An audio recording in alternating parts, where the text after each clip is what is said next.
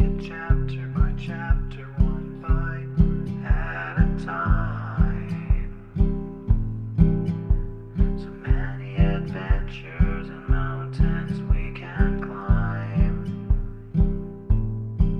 Take it word for word, line by line, one bite at a time.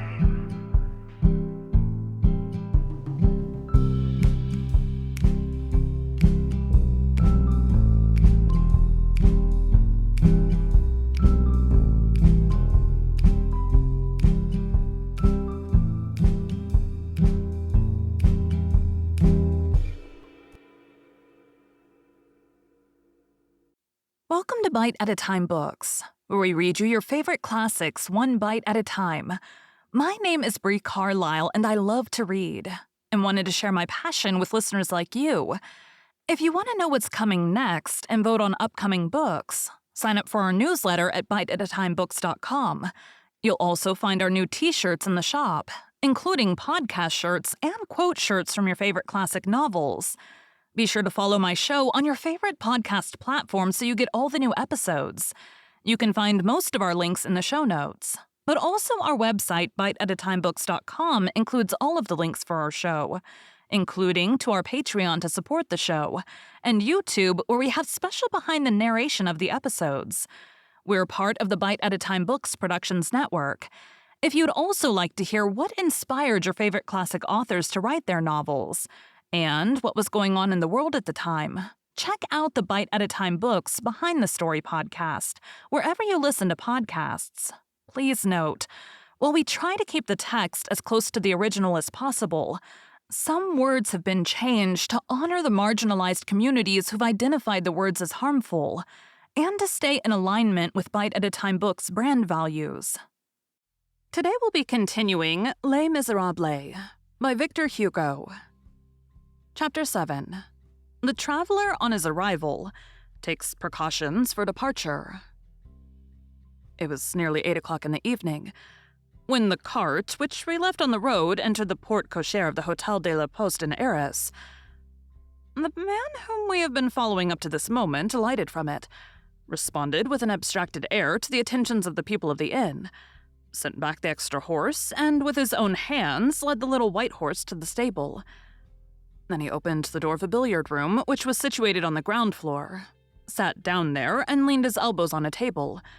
He had taken 14 hours for the journey, which he had counted on making in 6. He did himself the justice to acknowledge that it was not his fault, but at the bottom he was not sorry. The landlady of the hotel entered. "Does Monsieur wish a bed? Does Monsieur require supper?" He made the sign of the head in the negative. "The stableman says that Monsieur's horse is extremely fatigued." Here he broke his silence. "Will not the horse be in a condition to set out again tomorrow morning?" "Oh, Monsieur, he must rest for 2 days at least." He inquired, "Is not the posting station located here?" "Yes, sir." The hostess conducted him to the office. He showed his passport and inquired whether there was any way of returning that same night to M. sur M by the mail wagon. The seat beside the postboy chanced to be vacant. He engaged it and paid for it. "Monsieur," said the clerk, "do not fail to be here ready to start at precisely 1 o'clock in the morning." This done, he left the hotel and began to wander about the town. He was not acquainted with Arras. The streets were dark, and he walked on at random. But he seemed bent upon not asking the way of the passers-by. He crossed the little river Crinchen and found himself in a labyrinth of narrow alleys where he lost his way. A citizen was passing along without a lantern. After some hesitation, he decided to apply to this man, not without having first glanced behind and in front of him, as though he feared lest someone should hear the question which he was about to put. "Monsieur," said he, "where is the courthouse, if you please?" "You do not belong in town, sir," replied the bourgeois, who was an oldish man. "Well, follow me. I happen to be going in the direction of the courthouse. That is to say, in the direction of the hotel of the prefecture, for the courthouse is undergoing repairs just at this moment, and the courts are holding their sittings provisionally in the prefecture." "Is it there the assizes are held?" he asked. "Certainly, sir. You see, the prefecture of today was the bishop's palace before the revolution. Monsieur de Conzi, who was bishop in 82, built a grand hall there. It is in this grand hall that the court is held. On the way, the bourgeois said to him, "If monsieur desires to witness a case, it is rather late. The sittings generally close at 6 o'clock. When they arrived on the grand square, however, the man pointed out to him 4 long windows all lighted up in the front of a vast and gloomy building. "Upon my word, sir, you are in luck. You've arrived in season. Do you see those 4 windows? That is the court of assizes. There is light there, so they are not through. The matter must have been greatly protracted, and they are holding an evening session. Do you take an interest in this affair? Is this a criminal case? Are you a witness?" He replied, "I have not come on any business. I only wish to speak to one of the lawyers." "That is different," said the bourgeois. "Stop, sir, here is the door where the sentry stands. You have only to ascend the grand staircase." He conformed to the bourgeois' directions, and a few minutes later he was in a hall containing many people and where groups, intermingled with lawyers in their gowns, were whispering together here and there. It is always a heartbreaking thing to see these congregations of men robed in black, murmuring together in low voices, on the threshold of the halls of justice. It is rare that charity and pity are the outcome of these words. Condemnations pronounced in advance are more likely to be the result. All these groups seemed to the passing and thoughtful observer so many somber hives where buzzing spirits construct in concert all sorts of dark edifices. This spacious hall, illuminated by a single lamp, was the old hall of the episcopal palace, and served as the large hall of the Palace of Justice. A double-leaved door, which was closed at that moment, separated it from the large apartment where the court was sitting. The obscurity was such that he did not fear to accost the first lawyer whom he met. "What stage have they reached, sir?" he asked. "It is finished," said the lawyer. "Finished?" This word was repeated in such accents that the lawyer turned round. "Excuse me, sir, perhaps you are a relative?" "No, I know no one here." "Has judgment been pronounced?" "Of course, nothing else is possible." "To penal servitude?" "For life." He continued in a voice so weak that it was barely audible. "Then his identity was established." "What identity?" replied the lawyer. "There was no identity to be established. The matter was very simple. The woman had murdered her child.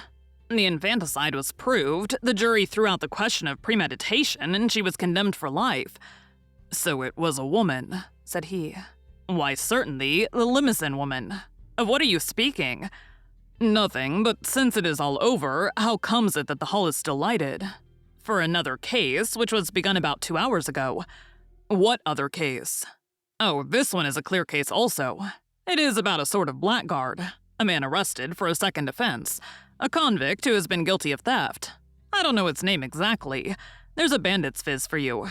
I'll send him to the galleys on the strength of his face alone."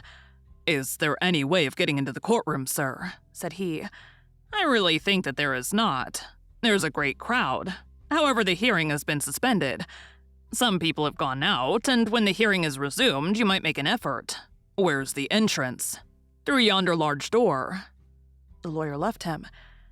In the course of a few moments, he had experienced, almost simultaneously, almost intermingled with each other, all possible emotions. The words of this indifferent spectator had in turn pierced his heart like needles of ice and like blades of fire. When he saw that nothing was settled, he breathed freely once more. But he could not have told whether what he felt was pain or pleasure. He drew near to many groups and listened to what they were saying. The docket of the session was very heavy. The president had appointed for the same day 2 short and simple cases.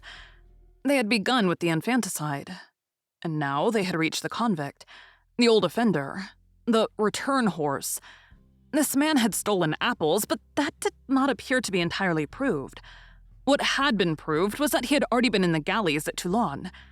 It was that which lent a bad aspect to this case. However, the man's examination and the depositions of the witnesses had been completed. But the lawyer's plea and the speech of the public prosecutor was still to come. It could not be finished before midnight. The man would probably be condemned. The Attorney General was very clever and never missed his culprits. He was a brilliant fellow who wrote verses. An usher stood at the door communicating with the Hall of Assizes. He inquired of this usher. "Will the door be opened soon, sir?" "It will not be opened at all," replied the usher. "What? It will not be opened when the hearing is resumed? Is not the hearing suspended?" "The hearing has just begun again," replied the usher. "But the door will not be opened again." "Why?" "Because the hall is full." "What? There's not room for one more?" "Not another one. The door is closed. No one can enter now."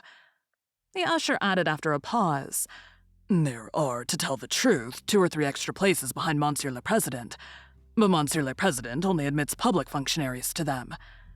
So saying, the usher turned his back.